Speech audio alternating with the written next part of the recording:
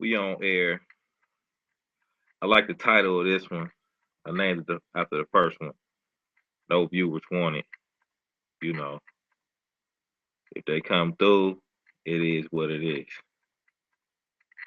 I'm gonna give all praises to the mighty Yahweh. Hallelujah. All praises to the Almighty, the King, the Lawgiver, the Savior.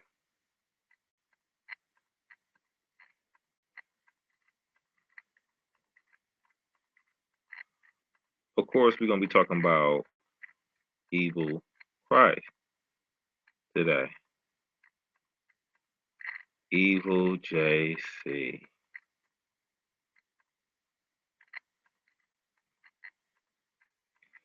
It's so many things.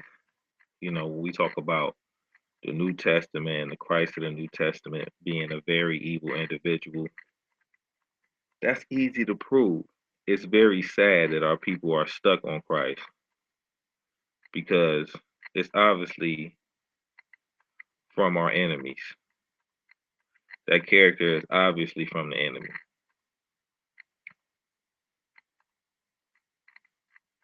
in so many ways. He actually lets you know, if I don't even think I should elaborate right now without some of the scriptures, but also Paul, unlike Christ, is very easy in showing his wickedness and foolishness.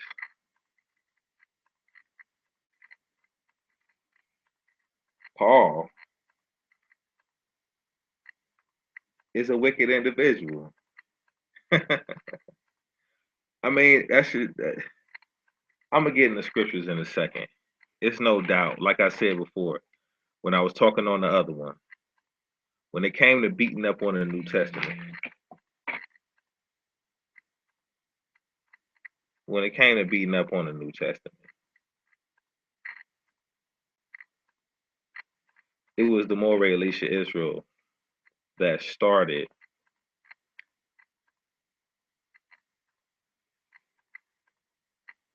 that. Before Moray Alicia Israel, there was Jewish or black people that practiced Judaism that did not believe in the New Testament. But they were still afraid of the New Testament and the things that were in it. They didn't discuss it. It wasn't until the man Moray Alicia Israel that people got to get the book. Not only the New Testament, but the Quran and any other document. Of course, as you've seen, the Circle 7 Quran. Of course, the Talmud. With the Talmud, I mean, everything it's a very, very detestable book. And the sad thing about the Talmud being so detestable is the fact that it tries to use the Almighty's commandments to justify its wickedness. The Talmud would say something like, well, it says in the commandments, if a man lie with another man, he shall be put to death. But a 9-year old is not a man, so you can lie with a 9-year old. That's what the Talmud says. Of course, you all know that. You know I'm not crazy, especially if you act on my channel and you know about some of the videos done in the past. But the Talmud is just it's wickedness. But I'm gonna go over a couple scriptures with you since this is evil Christ. Go over a couple scriptures. I can go to Matthew 15 and 11. Let's go there real quick. Matthew 15 and 11. Of course, I got it. Okay, it says, I'm gonna go to 10. And he called the multitude and said unto them, hear and understand.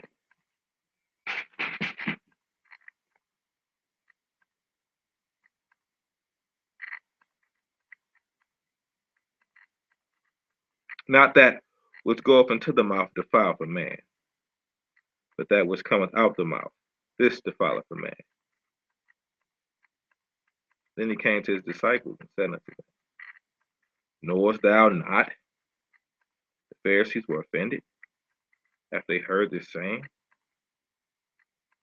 But he answered and said, Every plant which my heavenly Father has not planted shall be rooted up. Let them alone. Be blind leaders of the blind. And if the blind lead the blind, both shall fall into the ditch. Then answered Peter and said unto him, Declare unto us this parable.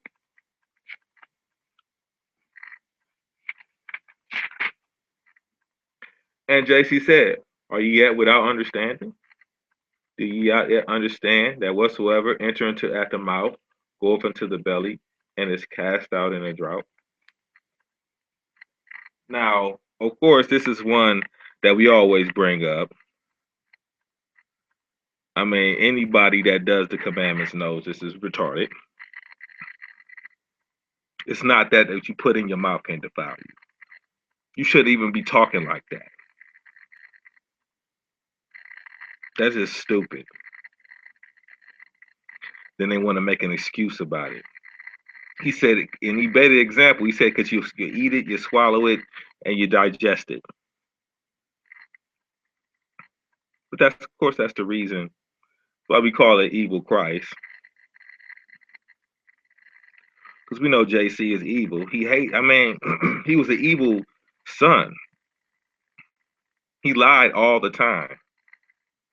He made contrary laws to the Almighty. In fact, let's see some more of evil JC. And like I said before, any of these brothers that beat up on the New Testament is really old new. That's why I like to go to Talmud or the Quran. Next episode gonna be on the Quran. I'll be on the Quran for a good hour and a half, maybe. This one right here is evil JC. JC is always disrespected his mother.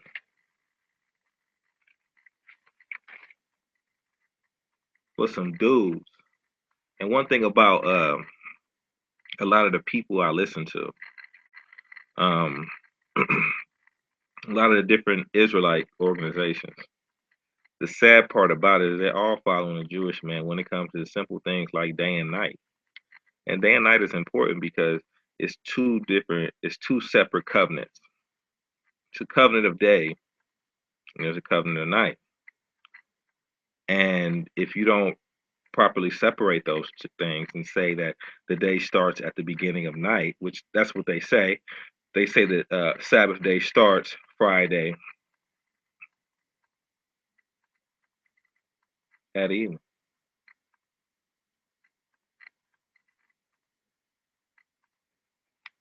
But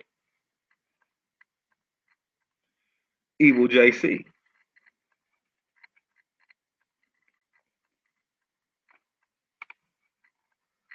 Let's go to Matthew 26 and 17.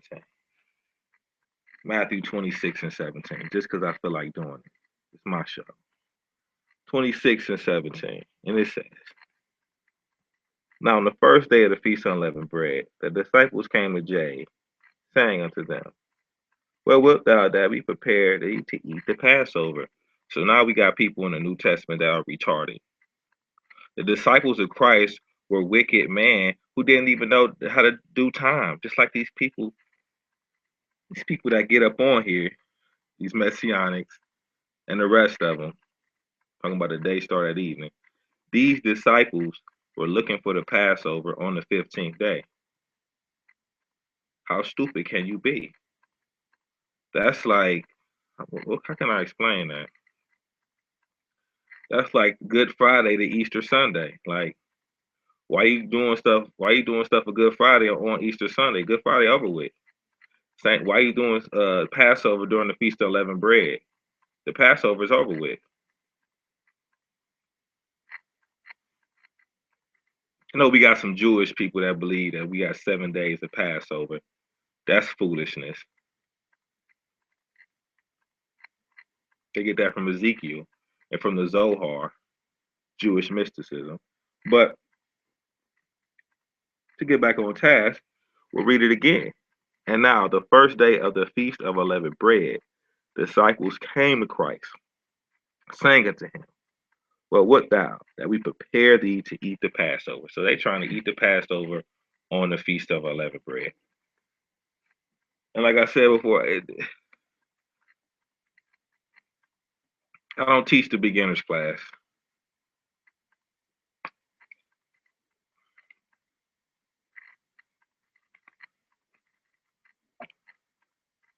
So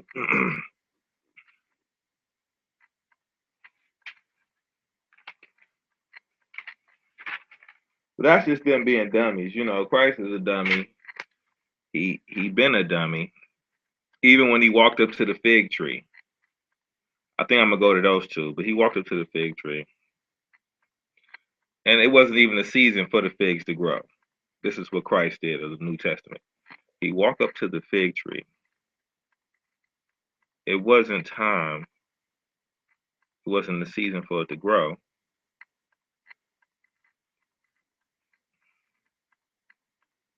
So he curses the fig tree. And said he gets upset and curses the fig tree. I mean, this person loses his temper at a plant.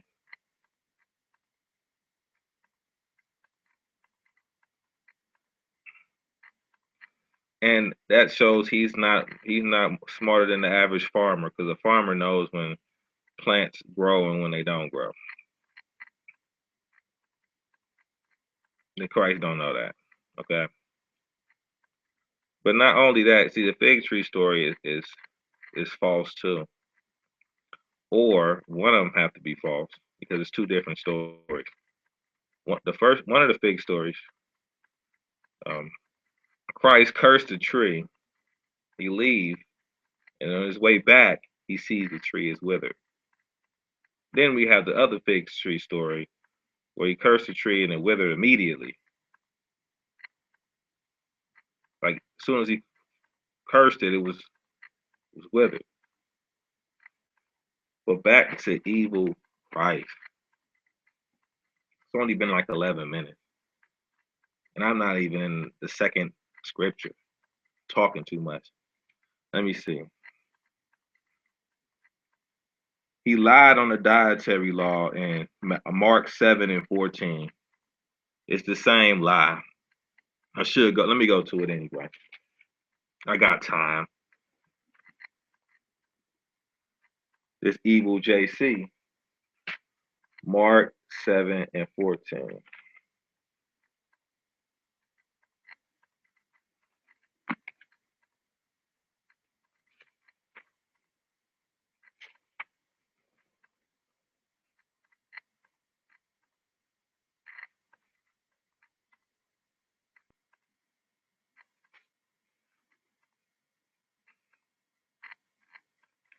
And when he had called all the people unto him, he said unto him, hearken unto me, every one of you, and understand. There is nothing from without a man that enter into him can defile him. But the thing which come out of him, those are they that defile the man. If any man have ears to hear, let him hear. And when he was entered into the house from the people, his disciples asked him concerning the parable. And he saith unto them, are ye so without understanding also?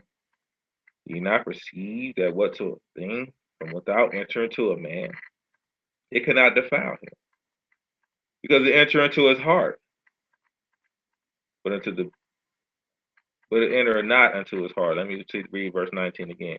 It enter not into his heart, but into his belly, and goeth out in the drought, purging all meat. So yeah, it can't defile him because it's not entering into his heart, it's entering into his belly. And we know that deals with the dietary law and things that we're supposed to allow enter into our belly. And he's saying it doesn't matter. Right here, we got Messianic Israelites like them weak ass niggas, GMS Cleveland. I mean, they cool brothers, but we got one of the brothers who want to act like, you know what I mean, when act like he wanted to. It's just craziness, man. Let's just know that them brothers teaching all types of wickedness, and they like white girls. They got mad at me for talking about why y'all looking at white girls. Said, how you know she white? That's what they're trying to tell me, man. Them boys sick. That GMS camp is something else, boy. But to keep it moving, we already know that's a lie. But Christ is a liar. And if you don't believe that lie, there's many different other lies, you know. They want opportunity to talk about what I seen this what they talking about Sunday the TV.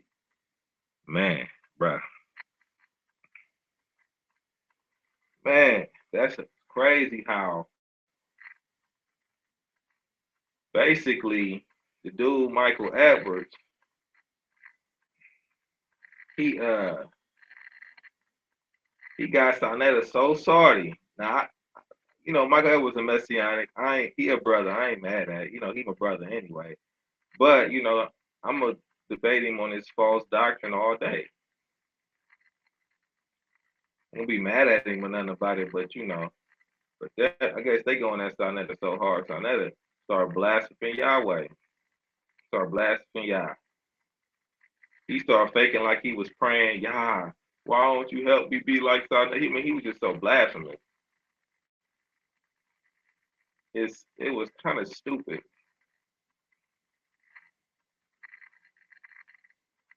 He knew that was a stupid move, boy. He took that down, boy.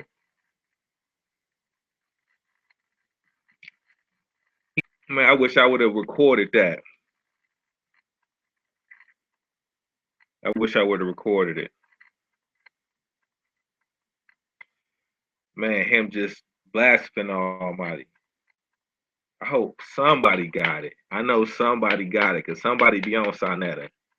Because they hate that. Because I don't really hate him all like that. I don't care too much for him to hate him. Like, so, but y'all crazy, boy. Somebody need to get that out there. That made me want to get back on here. Like, what's good with y'all? I need to start hollering at. We got Sonetta hating on the Almighty like that. That's a problem, boy. You tripping. But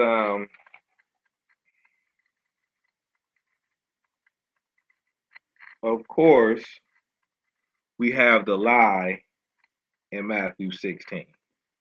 We're gonna roll to Matthew 16 and 27. This is a blatant lie.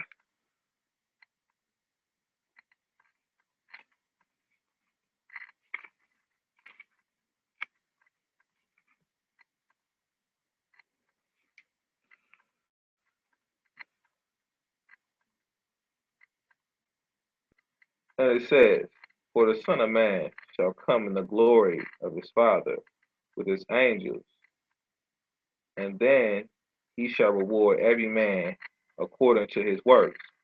Verily I say unto you, there be some standing here which shall not taste of death till they see the Son of Man coming in his kingdom. So right there, they're talking to the disciples, saying there's going to be some of you that are not going to taste death until you see the Son of Man coming in his kingdom. Now, we know that's a lie.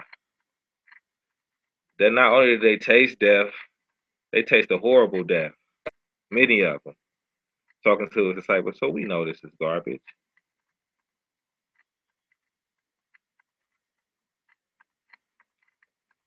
But that's a lie. Like I said, we've been beating up on the New Testament since. Well, I've been in the congregation since 2004, but they've been beating up on it like years before I got there. So this is an old, we exposed that a long time ago. I'm pretty sure the Messianics, you know what I mean? We got an abundance of stuff on JC. So he's lying to the people right here. This is a blatant lie. We keep it moving.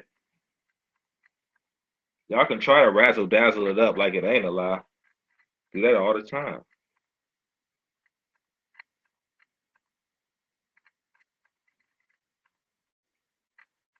Mark 16 and 15 is a good one.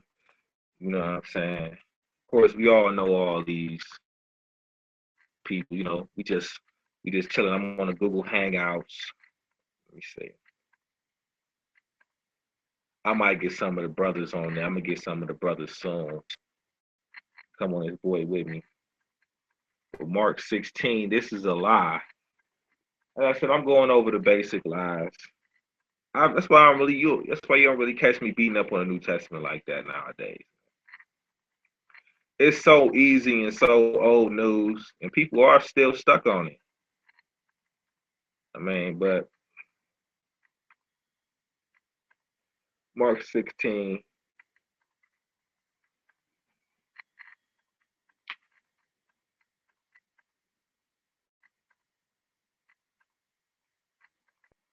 Mark 16, verse 15.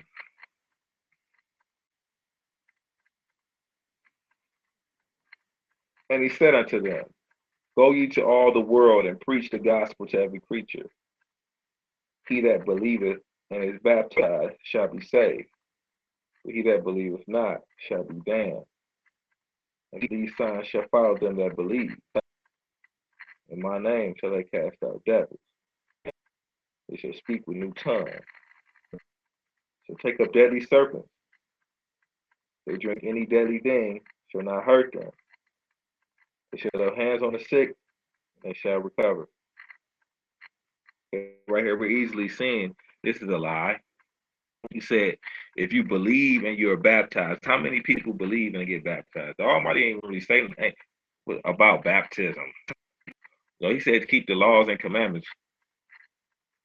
Now we're gonna bathe ourselves in water all the time so we can become clean all the time. We know we did that, but yeah.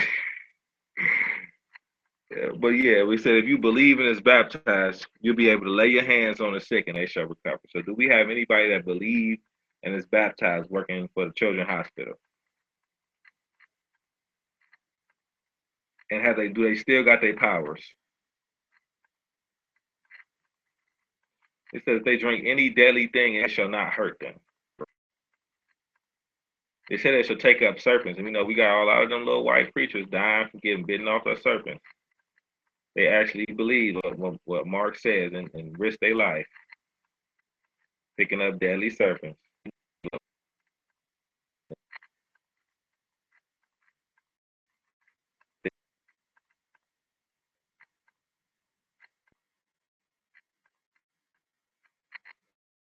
Uh,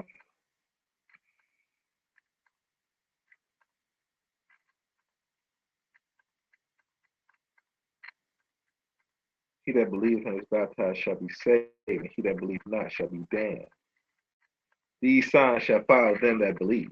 My name shall cast out devils, shall speak with new tongues, shall take up serpents. If they drink any deadly thing, shall not hurt them. Shall lay hands on the sick, and they shall recover. So we see that they're not doing that. And whoever listening to No Viewers Want It, I'm hoping it's the one person I do want to listen. You know what I mean? But right here we're seeing another lie that Christ said. He told the people another lie. How many lies is he gonna do? The JC of the New Testament is a liar. We're gonna go to the next one. Like I said, we got them all day. All day. I mean, beating up on the New Testament, it's like, let me go to where he was a disrespectful child. Let me read the story of Christ being a disrespectful child. I'm gonna go to Luke 2 and 41.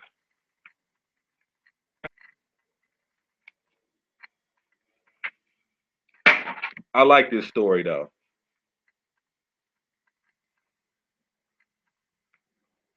Now, his parents went to Jerusalem every year at the feast of the Passover. And when he was 12 years old, they went up to Jerusalem after the custom of the feast. And when they had fulfilled the day, as they returned, the child J tarried behind in Jerusalem, and Joseph and his mother knew not of it. So JC, he must have been a wicked child as a child. You don't just leave your parents and think it's okay. They didn't even know nothing about it. Is that honoring your parents? Is that an example of that? What is this an example of? It won't be about our father's business. Let's keep it moving though. Let me see. But they, verse 44, but they, supposing him to have been in the company, went a day's journey, and they sought him among their kinfolks and acquaintance. And when they had found him not, they turned back again to Jerusalem, seeking him. It came to pass that after 3 days they found him in the temple, sitting in the midst of the doctors, both hearing them and asking them questions. Now, it's funny right there because according to the Circle 7 Quran, it was only 2 days or whatever. It's many different things according to Circle 7 Quran, the Moorish Science Temple. That book is a bunch of garbage, just like this book. But right here, we're seeing that he went back to Jerusalem. But did he ask his parents and they said no? But you know what I mean. We don't know. You know what I mean. But we're gonna see how Christ is. Ever since he was little, he was always an evil individual. But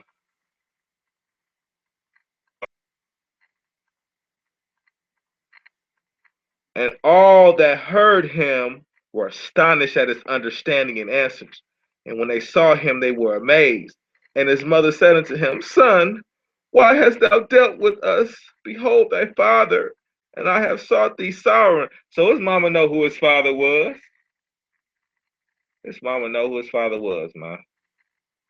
But that's beside the point. His mother and father is just like, I mean, you gotta think about it. He 12.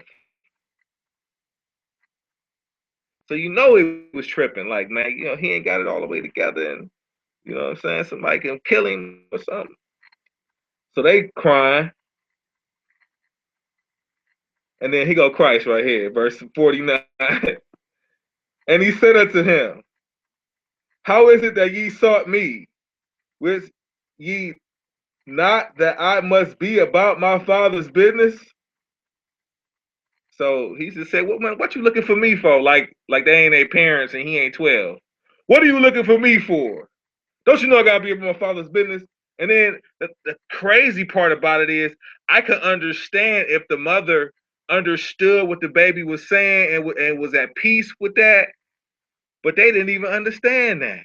They like, what I mean, what is you talking about? You follow your father's business. That means you are a 12-year-old, you're gonna leave us and go somewhere with a bunch of adults talking to you know what I'm saying?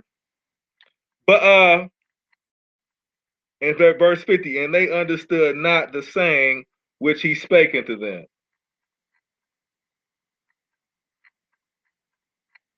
Oh man. And he went down with them and came to Nazareth and was subject unto them. And his mother kept all these sayings in her heart. I hope she whooped his ass too. I hope she whooped his ass too, because I bet y'all would do it. If your 12-year-old ran away, boy, you better get him Proverbs. But of course, like I said, ever since he was a little tyke, he always disrespected his mom and his brother. Remember, his mom and his brother were out in the mama's brothers out there. They said, well, nah, those in this room, ye are my brothers and my brothers. Never said he came out there and said anything to her. You know what I mean? Nothing like that. Then he turned around and say, hate your mother. If you don't hate all your family, you can't be my disciple. And hate yourself. So he always was that way towards his family. It don't change. Let the dead bury the dead. Elijah didn't say that to Elisha. He let him go eat with his family. But no, but well, we got Christ. That's just how Christ is, though. A disrespectful child. But I want to go to how Christ is an idiot. This is a couple places where we can see clearly that Christ was not smarter than a common farmer. Okay, we're going to go to the book of Matthew. I'm gonna go to the book of Mark, chapter 11. Mark, chapter 11.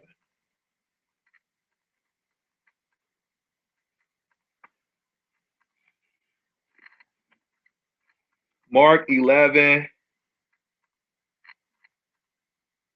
and 12. Mark 11, verse 12. And on the morrow,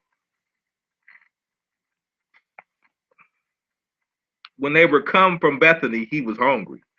And seeing a fig tree far off having leaves, he came, if happily he might find a thing thereon. And when he came to it, he found nothing but leaves, for the time of the figs was not yet. Okay, so it's like it's cold outside. It's probably wintertime, whatever the case is. But it's, as it says, it's not time for them to grow. So I'm guessing winter, but I don't know. But obviously the people of this book and any farmer would know what time the fig trees grow. I think a lot of people would know that. But he did not know that. So he was happy. He ran up to the fig tree. He ran in verse 14. And Christ answered and said unto it, no man eat fruit from hereafter forever. And his disciples heard it.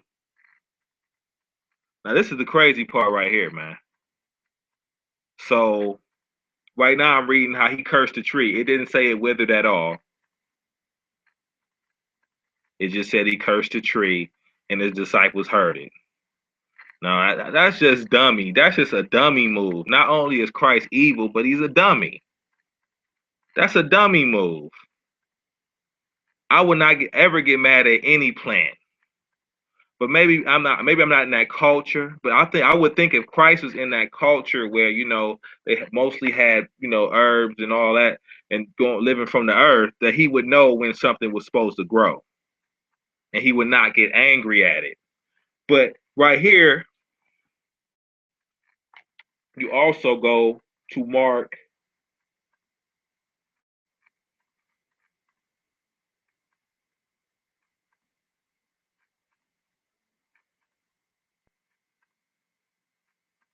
I'm gonna go to Matthew 11 and 13.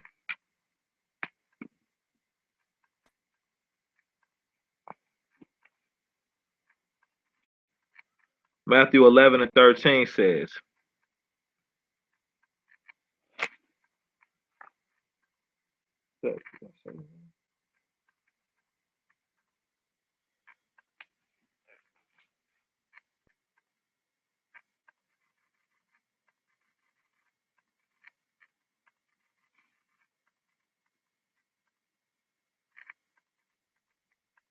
oh man, chapter 21 and 20, Matthew 21 and 20.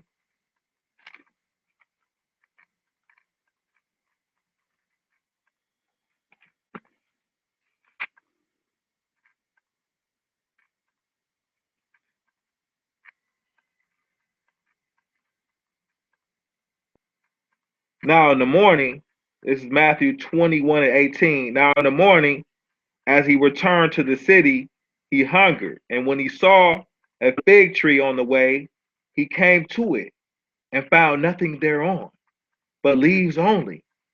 And he said unto it, let no fruit grow on thee henceforth forever. And presently the fig tree withered away. And when the disciples saw it, they marveled, saying, how soon is this fig tree withered away? Now, as you can see right there, as soon as he cursed the fig tree, it withered away. That did not happen in my last example. So, I mean, of course, there's going to be many inconsistencies. We all know about the resurrection stories. Went over that. How in the book of Matthew, the resurrection story, there was an angel. Then in the book of what is it? In the book of Mark, it was a little boy. In the book of Luke, it was two men in shining garments. And in the book of it was one, it's always something different. In the book of Matthew, it was just Mary Magdalene and Mary that came to the tomb. In the book of Mark, it was three people. In the book of Luke, it was like at least six people. And in the book of John, it was only one person that came to the tomb on the resurrection. So it's always going to be that type of discrepancy, even when it comes to this fig tree story, where we have one of them where it withered immediately and one of them where it withered when they came back later on, they saw it withered. But that's not the point of this story. The point of I'm bringing out with the fig tree is that Christ did not even know what most people know. You don't. I don't even think you have to learn. You don't really have to get a real good understanding to know, what time of the fig tree. I think we can just look it up real quick. Maybe Christ did not know that fact. But we're talking about evil Christ, not dumb Christ. So let me get back on task. Let me get right back on task. Let me go to Matthew 26. Matthew 26. This is one that we like a lot. Matthew 26.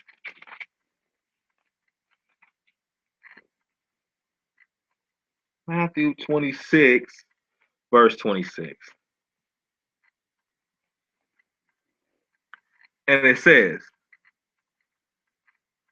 and as they were eating, Jay took bread and blessed it and brake it and gave it to his disciples and said, take, eat.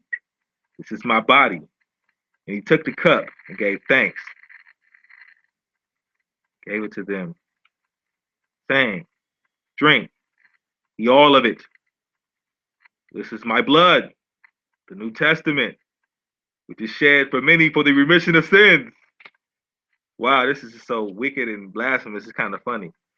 But I say unto you, I will not drink henceforth of the fruit of the vine until the day when I drink it new with you in my Father's kingdom.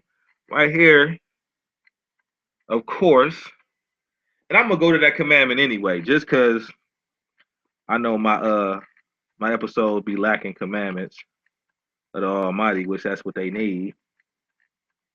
So where is that? See, I'm gonna say I'm gonna go to the commandment. I'm gonna embarrass myself. All right, right here. Yup, right here. I'm supposed to know the commandments, like you know what I mean. But let me read this. This is Leviticus 17 and 10. And whatsoever man be of the house of Israel, or the stranger that sojourn among you, that eateth any manner of blood, I will even set my face against that soul that eateth blood, and I will cut him off from among his people.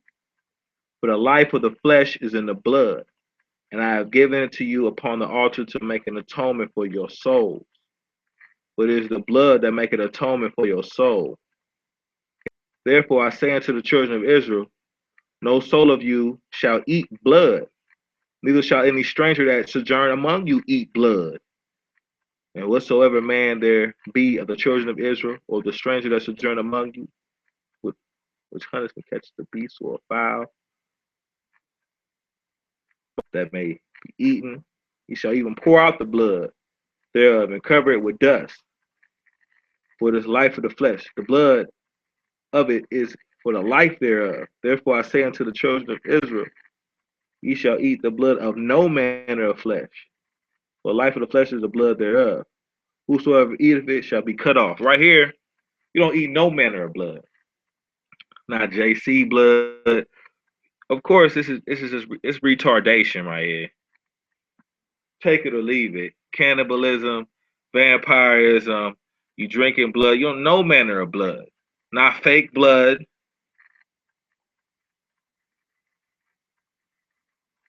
But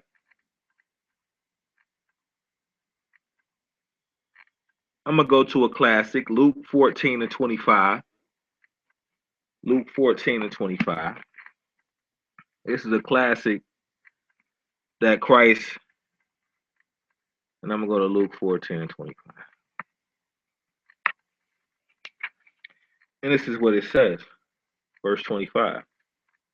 And there were great multitudes with him, and he returned and said unto them, this is what Christ said, verse Luke 14, verse 26. If any man come to me and hate not his father and his mother and wife and children and brethren and sisters, yea, even his own life also, he cannot be my disciple. So you got to hate your family. And that's exactly what it says. The word hate means hate. I know all the little tricks they try to do. They say, well, what it really means is that, if your family is going away from God and you're trying to go towards him, and then you should hate, not, it doesn't mean really hate them. It means like you go towards God instead of them. No. That's, what I'm saying? No, because why would it say that? And it also says, and I'm going to debunk that, because it says right here, any man come to me and hate not his father, his mother, his wife, his children, his brethren and sisters, yea, even his own life also. He said you're supposed to hate yourself too. You got to have self-hatred to be a follower of Christ and hate everybody else. And that is the spirit of Christ. Y'all think the spirit of Christ is love and all the rest of the garbage y'all come up with. But no, the spirit of Christ is what goes on in these streets, what goes on between our families, because we all in a Christianity, and what goes on within all these, this is the spirit of Christ. What is the spirit of Christ? To hate your family. He just said to hate your family right there. And then I can reiterate, we're going to Matthew 10. This is the real spirit of Christ. Matthew 10 and 34. Matthew 10 and 34, it says, think not that I've come to send peace on the earth. I've come not to send peace, but a sword.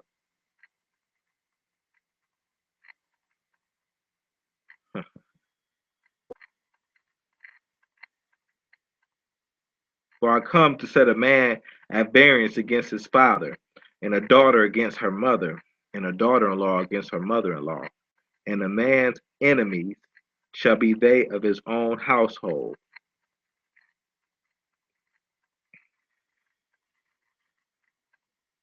The sad thing about this is that Christ is always in all these different places I'm reading right now, where Christ is telling people to do all this evil stuff.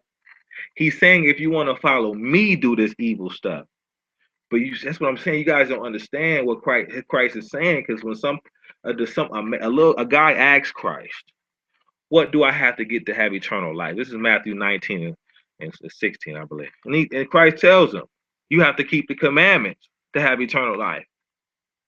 You know what I'm saying? And he turns around and says, true worshipers shall worship the Father. Christ is letting you know. But Christ is whenever Christ wants to tell you to do something evil or contrary to what the law say, he's gonna say, well, if you want to follow me, then do this. If you want to follow me, not if you want to follow the Almighty, or if you want to keep the commandments, but if you want to follow me. That's what you'll notice. That's right, as I said, as a right here.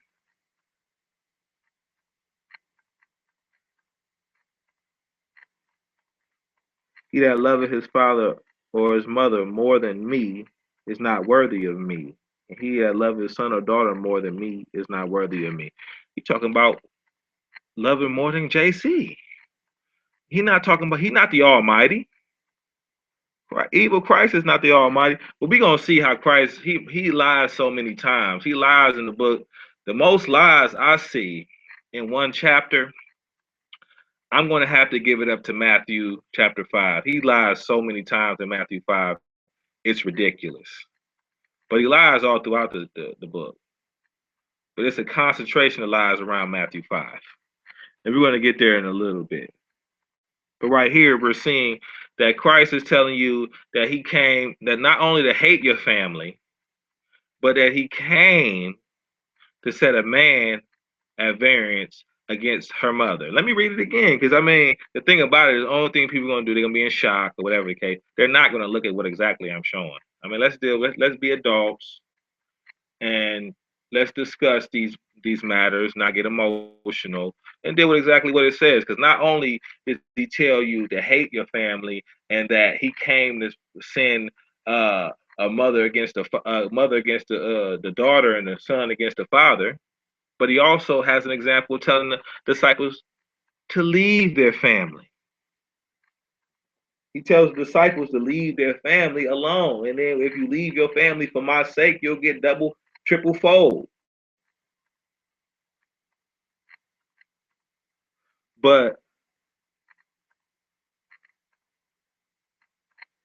I'm gonna go ahead and keep it moving. And where else? Yeah, like I said, I'm gonna go ahead with the other example, and that's in Matthew chapter 19.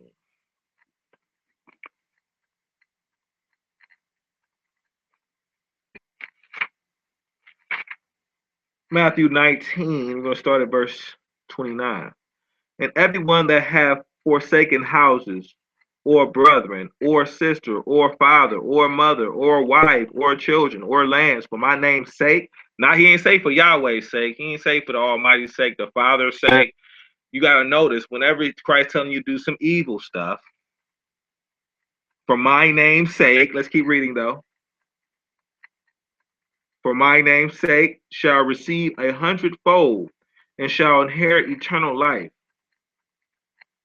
Okay, so right, let me read that again. For everyone that have forsaken houses, or brother, or sisters, or father, forsake your whole family, your mama, your kids, and your wife, and everybody that you're supposed to be taking care of.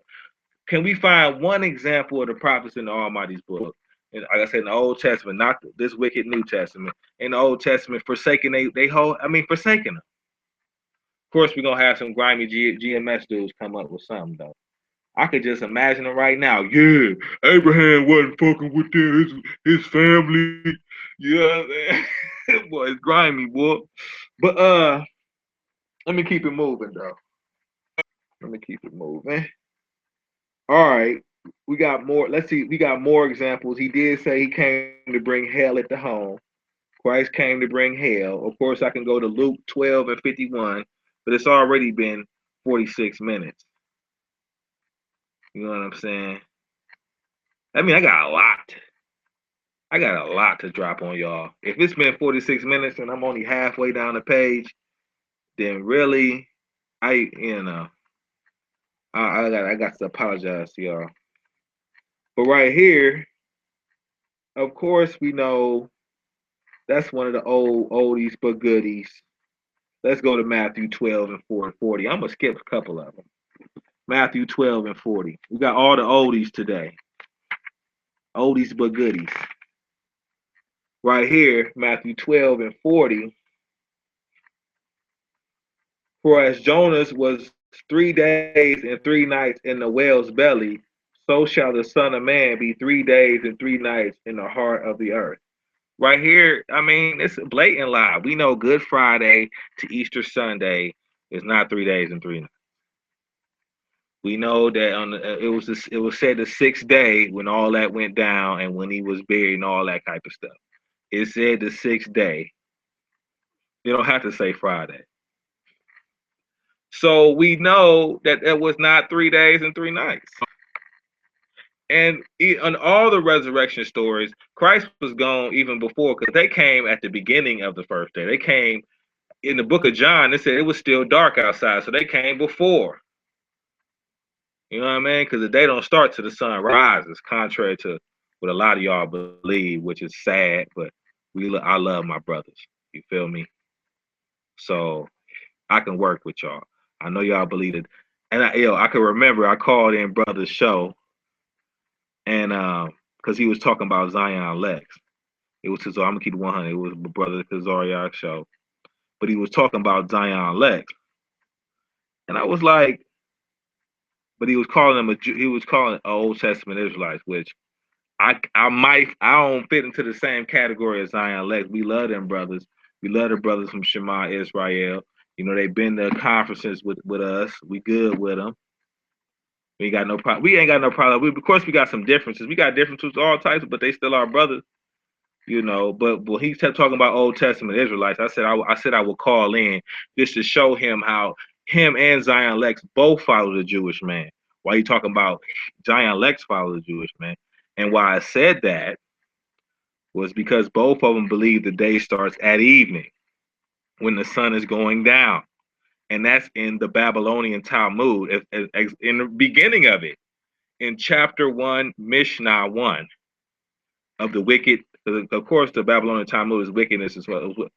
But it's at the beginning of the Talmud. And really, you only find the day starting at evening in Jewish wickedness, like the Zohar. But you won't find that. You won't find it in not even the Almighty's book. Definitely, you won't find in the Old Testament at all.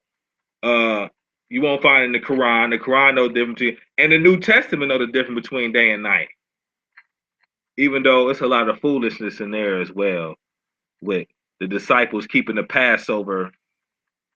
The disciples kept the Passover during the Feast of Unleavened Bread. The New Testament disciples are the dumbest individuals. You got to be an idiot. And you rolling with Christ, you got to be an idiot. But like I said, people don't know the difference between day and night. We're gonna continue because, like I said, Matthew 12 and 40, what I just went over, is just saying he's gonna be in the heart of the earth 3 days and 3 nights. Of course, we got some of them that try to go to Daniel in the midst of weeks. That means he was buried on a Wednesday, and then and from Wednesday to this, like, come on, please stop with the lies and deceit. It's just not true. He wasn't in the heart of earth 3 days and 3 nights, and Christ, he lies so many times.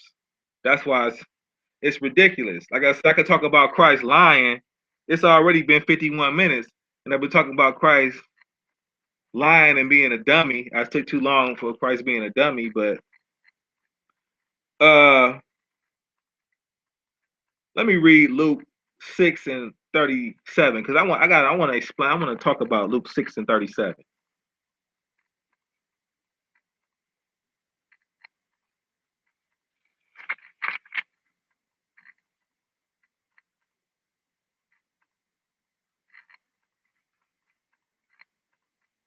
Okay, now check this out. This is what I don't like. This is some of the stuff I just don't like. It really gets under my skin for real. But it says, "Judge not, and ye shall not be judged. Condemn not, and ye shall not be condemned. Forgive, and ye shall be forgiven." Now, of course, Christ is full of half truths. You know what I'm saying? They gonna say the truth because Christ is gonna say, "Well, how do I have eternal life?" He gonna turn around, keep the commandments, and he be telling the truth. But right here, he said, "Judge not," and it said that also. What is that in Matthew 7 and 1? Saying, "Judge not." Let's go to Leviticus 19 and 15 because we always need the commandments in the show. Had a criticism. I'm always beating up on the New Testament. When am I gonna keep keep talking about the laws? Because the laws is what we need to be talking about. I agree with that. So yeah. This is Leviticus 19 and 15. It says, "Ye shall do no unrighteousness in judgment. Thou shalt not respect the person of the poor, nor honor the person of the mighty. But in righteousness shalt thou judge thy neighbor." So right here, the Almighty says we are to judge our neighbor in righteousness. It don't say judge not like Christ loved to say. And like all the Christians, you can't judge me. And nobody judging because the judge. And it's just like, then they say, that's what they say with the sodomites. You can't judge the site. No, you ain't supposed to judge. Yeah, you're supposed to judge according to the Almighty's commandments, not according to your own understanding because of what you made up in your head.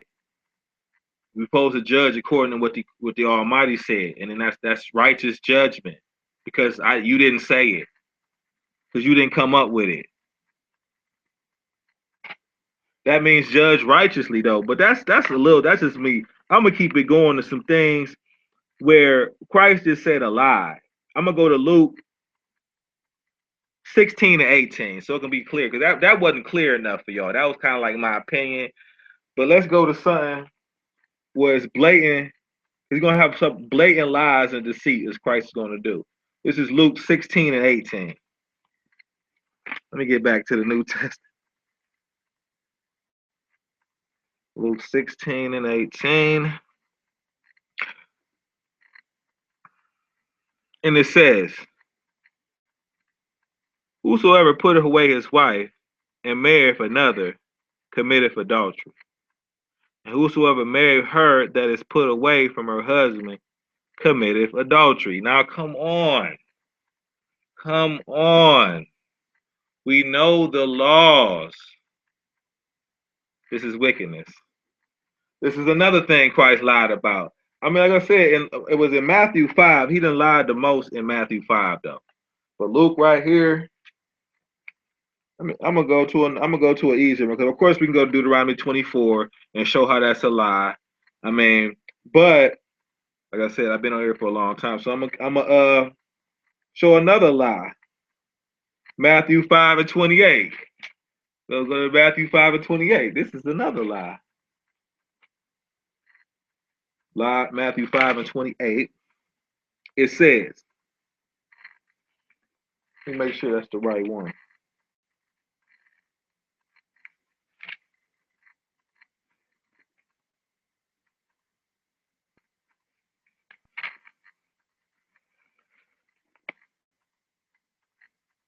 But I say unto you that whosoever look upon a woman to lust after her have committed adultery with her already in his heart. Now that's a lie. I can see if she was a married woman, then you committed adultery, but it's not just a woman. These little simple things. Let me go right. Let me go some. It's a blatant lie. This is Matthew 5 and 39. Everybody knows this is a lie. So let me just read that real quick then. 5 and 39. It says, "But I say unto you that ye resist not evil, but whosoever shall smite thee on the right cheek, turn to him the other also." Let's say to resist not evil. Now, of course, we can go to the book of Job, but with understanding, it's when you avoid evil. It's an action word. You're avoiding evil. That's when you have understanding. But Christ is saying, resist not evil. You know, resist not being a sodomite. You know what I'm saying? So, of course, this is evil Christ. And just going over a lot of stuff that Christ said that was just a lie. Of course, we know love your enemy is a lie. You know what I mean? Let's just go there real quick for people who don't know where it's at. That's Matthew 5 and 44. Matthew 5 and 44.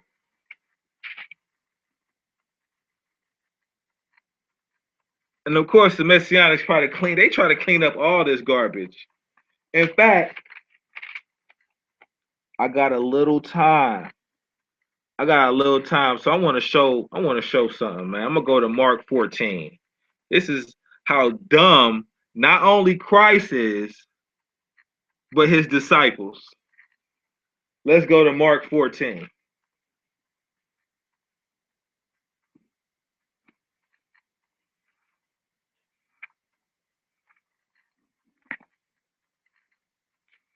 Mark 14, chapter. I mean, my bad. Yeah, verse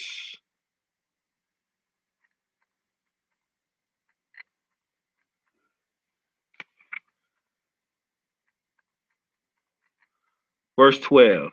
Now we're gonna see if this is the truth. This is true. It says, and the first day of unleavened bread, when they killed the Passover, his disciples said unto him, where wilt thou that we go and prepare that thou mayest eat the Passover? So on the first day of unleavened bread, they're trying to figure out where they're going to eat the Passover.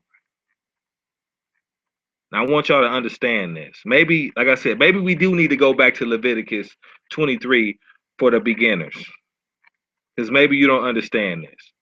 But during the 15th day, they're trying to figure out what they're going to eat, what they were supposed to already ate on the 14th day. You're not even supposed to keep none of the Passover to the next day.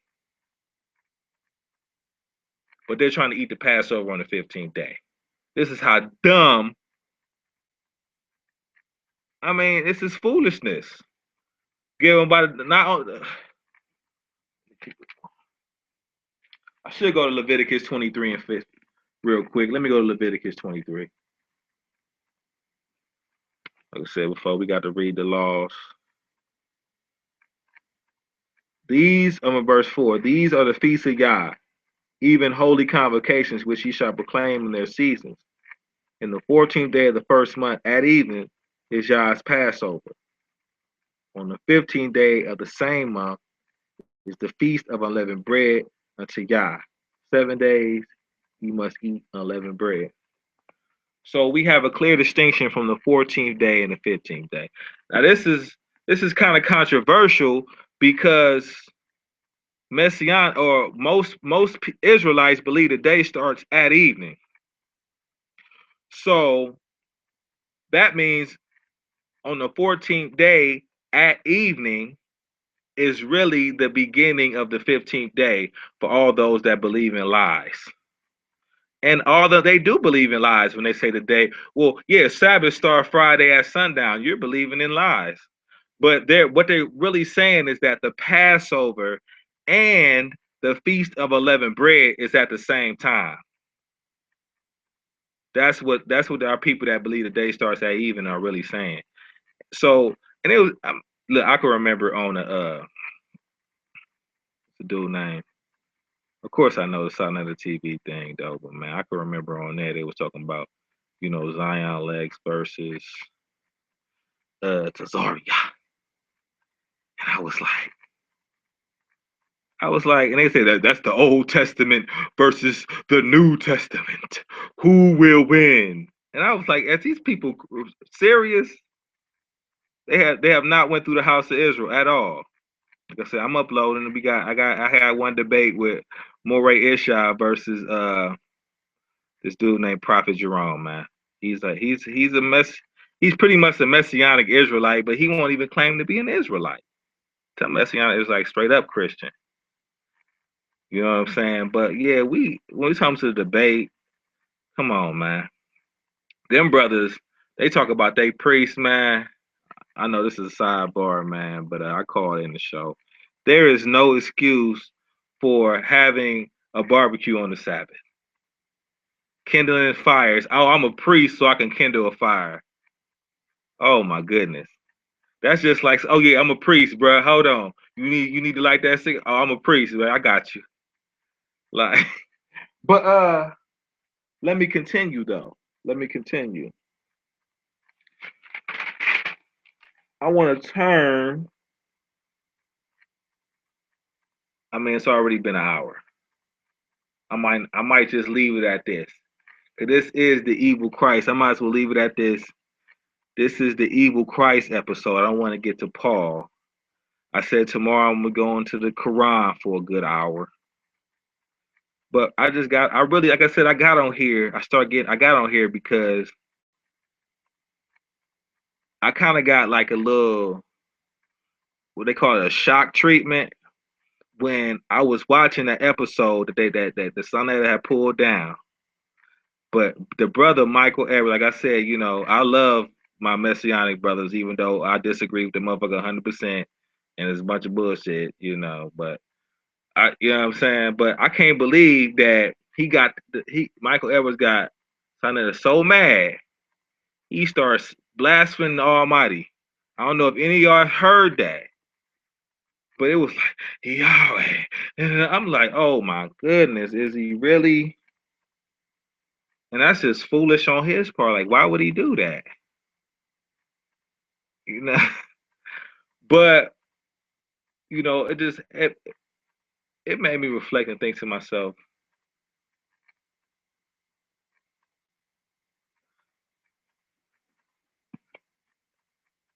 that brothers need to.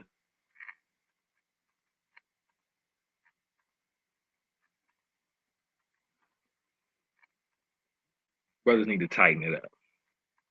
Because it made me angry, but it was an elder, so I ain't, man.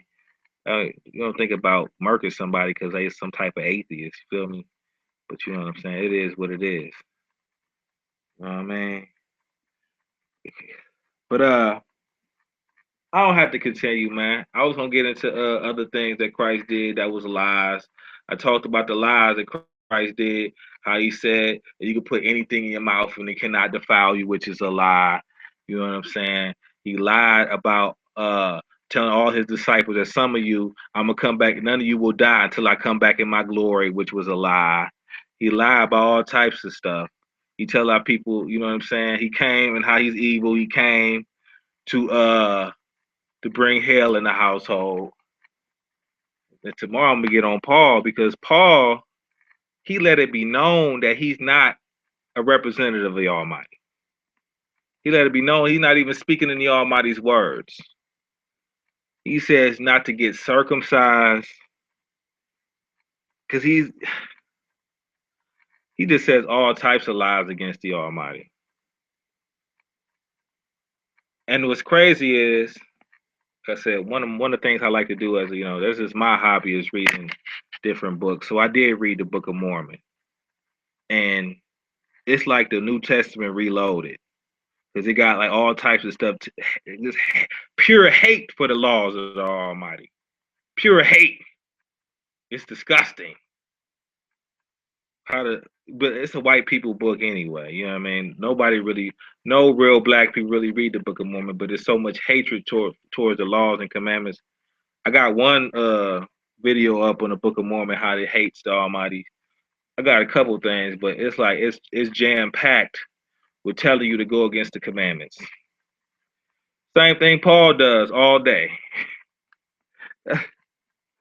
So we go. Of course, I think that Paul was going to be a lot longer than Christ. Like I said, I can say positive things about Christ.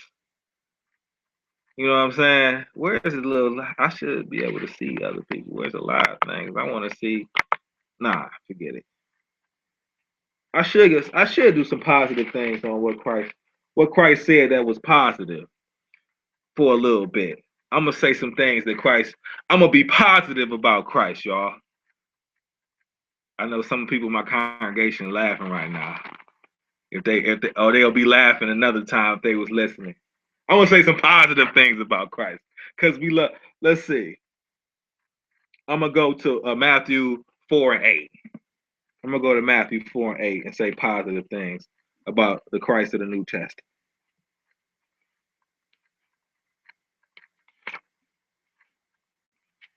I'm not gonna end this all bad. I'm gonna end this all good.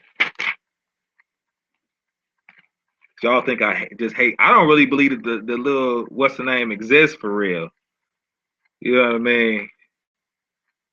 But so I ain't got no real hatred to it. Matthew 4:8. It says, again, the devil take him up to an exceedingly high mountain and show him all the kingdoms of the world and the glory of them. And he said unto him, all these things will I give you that will fall down and worship me. Then Jay said unto him, get ye hence, Satan, for it is written, thou shalt worship the Lord thy God, and him only shalt thou serve. So he's talking about to worship Yah, and him only shall you serve. So you should. So he was telling the truth right there. You know what I'm saying? You should only serve Yah. He didn't say serve me. Like the other times we like, if you want to do things in my name, if you want to do, if you don't love me, you love them more than me. He does that when he's doing evil stuff. But right here, he said, worship the Lord thy God and him only.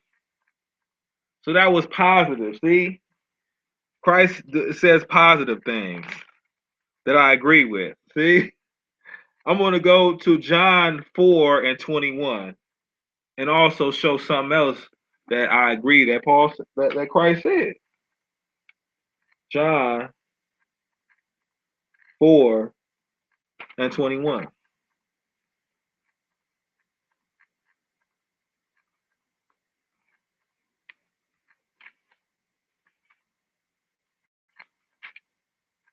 And it says, and Jay said unto her, Woman, believe me, the hour cometh when ye are neither in this mountain nor yet in Jerusalem worship the Father. Ye worship,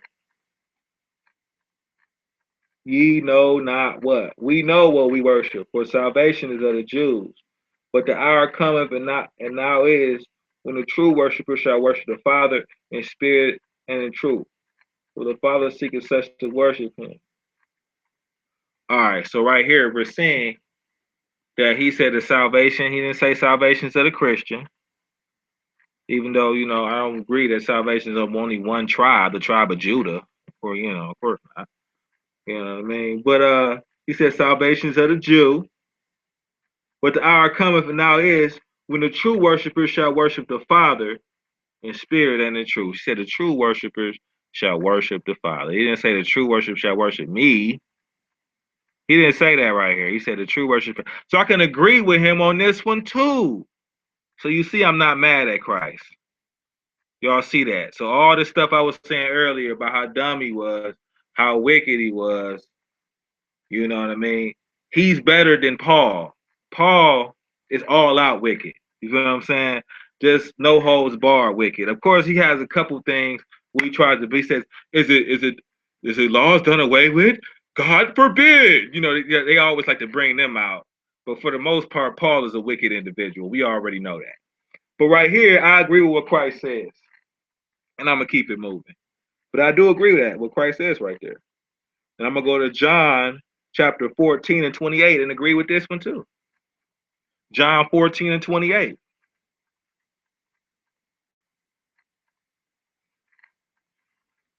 Where it says, "You have heard how I said unto you, I go away and come again unto you. If you love me, you will rejoice because I said I go unto the Father, for my Father is greater than I." Yes, yes, Christ. You know this. We know this. Everybody is cool with this. Some people aren't. You go to the Catholic room with a bunch of Gentiles, they're not cool with this. Because some, Catholic, but the Father is greater than Christ. We can all agree on that. If anybody else, they're not the same. All right. And I'm going to go to John 17 and 3. John 17 and 3, where it says, "And this is life eternal, that they might know thee, the only true God, and JC, whom thou hast sent," right? So Christ, not only does he let it be known he's not the Most High,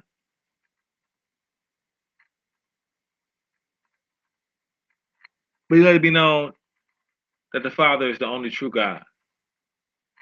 So what would that make Christ if people were worshiping serving him? What would that make him? A false God. So we have our people worshiping a false deity, of course, white or black, because they like to make JC. We gonna keep it moving to something else. I agree with Christ. So I'm gonna go to all of them. I agree with Christ. I'm gonna try to make it a little quicker. So I'm gonna go to John 20 and 17, where it says, "JC said unto her, Touch me not, for I am not yet ascended to my Father, but go to my brethren and say unto them,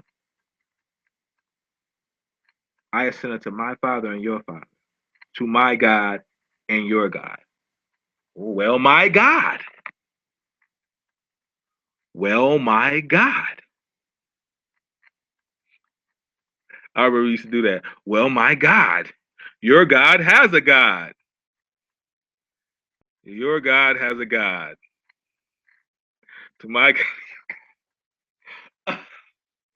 Now, of course, people that listen to me are not Christians. So, it's not like I'm coming at y'all with this, but it's funny though sometimes. The real good one, I know I got this one. I know I got this one on the list. Yeah, it's down there a little bit. I'm gonna skip to it. I'm gonna go to Revelations chapter 3 real quick, because this is the one I like the best when you talk about Revelations 3.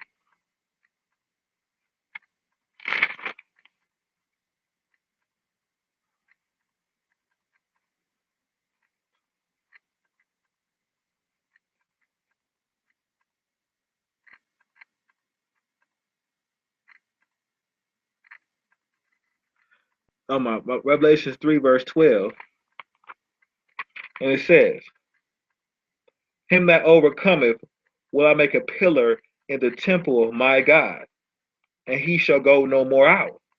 And I will write upon him the name of my God, and the name of the city of my God, which is it New Jerusalem, which come down out of heaven from my God, and I'll write upon him my new name."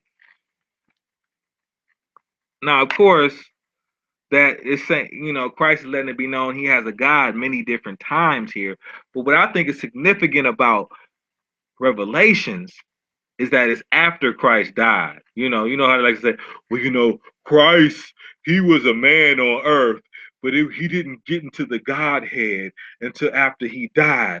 And once he has died, he descended and then he became God. So that so, but this in Revelation, this is even after he died, and after he died, he said, "The city of my God, the name of my God." In this verse, you're seeing that Christ has a different name than the Most High, than Yah. He has a different. He said, "The name of my God," and then he turns around and says, "And I'll write upon it my new name," showing distinction. They don't have the same name, not the same at all. But so I agree with Christ. Certain scriptures I like to bring out what that Christ says. Now, I can go to many of them, but I think I'm going to. I think I'm going to wrap it up because I have one right here, Revelation 22, where it says, "Blessed be those that do the commandments." We have the one that says, "Yeah, the only true God," in John.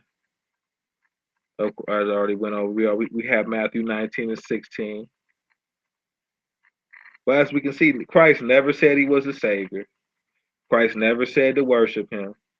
He never said he gonna die for you, and he never said he gonna die for sin at all.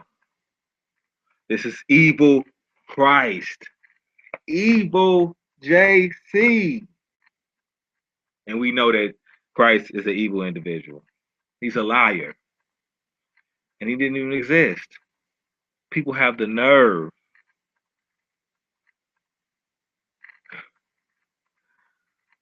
But as I said, next time I come on, it's gonna be random like this.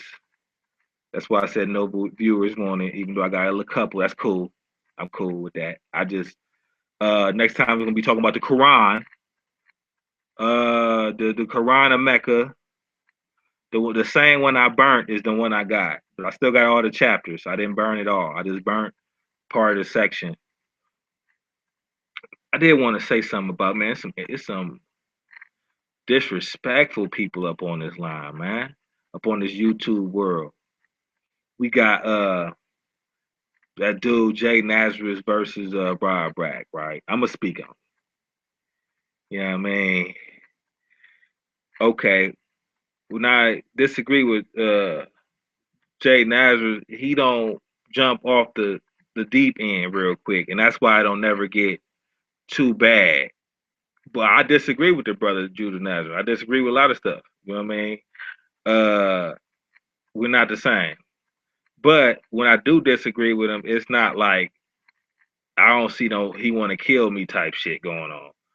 You know what I mean? Or fuck you mentality that I do see with Rob Rat. And it's kind of messed up. You know what I mean? Now we got brothers that it's clear when it comes to beating up on the New Testament, whether they learned it directly from the elder Elisha or indirectly from somebody that learned from Elder Elisha. But then the only thing they do is beat up on the New Testament. Don't keep no convocations. Don't know nothing about brotherhood or sisterhood at all. Basically, an internet Israelite. That's why I always refer you to the brother, like brother Moray Ishah or the Moray Elkanah, or Moray got Moray Yoel on there. We got real teachers Except for the, like these two brothers who, it is what it is. They can make the little group up or whatever the case is. But when it comes to those real questions, when it comes to dealing with real life and having brothers and sisters to deal with life with, you should be able to have a convocation. You should come together. I know people are in different cities, they're not able to do it. That's understandable. You know what I'm saying? But it's not to the point where you say we don't have to keep the holy convocations or we're not going to keep the Sabbath at all. I'm going to work on the Sabbath. I mean, that's detestable. And I'm not even going to do the third commandment. We don't even, you know what I'm saying? What they say, don't know the name. We can't just say Yah. So we don't know the name. So we're going to use the Almighty name in vain. We're going to take it in vain. We're not going to use it. But it is what it is, though. You know what I mean? Like I said, the brother Jedediah or Jediah, whatever, Jediah Malik or whatever dude name is. They got the debate on with Morey Yoel. Has the nerve to act like that he went to the House of Israel, had a debate, and that his Ruach or whatever had some. No, the Morey Elisha Israel died recently, and it was things going on in the congregation, but it had nothing to do with nobody. Nobody talk about the New Testament and what Christ did and Christ being an angel and all that. JC got beat up so badly in that place. That dude tried to take a debate. JC's been beat down to a pile of salt. Like JC is nothing really. So there's no way in that the New Testament can do anything. Believe me. Coming out of the House of Israel, Cincinnati. There's no way. They don't want it. When it really comes down to it, and the people don't even want to deal with day and night though. I talked to Sal Showtime, the brother. They know nobody want to deal with day and night. Last time they dealt with it was a dude named Bleedo, and he heard it from us. I'm like, man, you need to have a qualified teacher get on there, man. Maury Elk and I break that down because there's too many brothers and sisters who still believe the day starts at evening.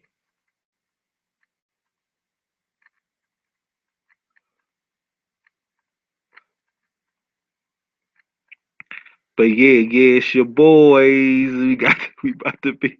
I'm about to be up out, man. I'm about to be up out, family. What I would say is if you part of the House of Israel from any place, North Carolina, uh, Florida, whatever, Mississippi, definitely. My Mississippi family, y'all better hit me up. Please, please, y'all just please hit me up, Mississippi. House of Israel, Mississippi, I love y'all. And I need y'all to record y'all music. Please. I need y'all to record y'all music. But I'm just blabbing on. This is Evil Christ. About to be up out of here. I give all praises, all glory, all honor to the mighty Yah, the creator of the heaven, the earth, the sea, and all therein is. All the fault, all the stuttering, and all everything that I did that I messed up on, you get that to me. We give all the glory to the Almighty. That's why this is who you see right here. This is who you see. Unity goes. Y'all, the brothers and sisters know who I am though in the congregation, man. Holla at me. I'm out here, man.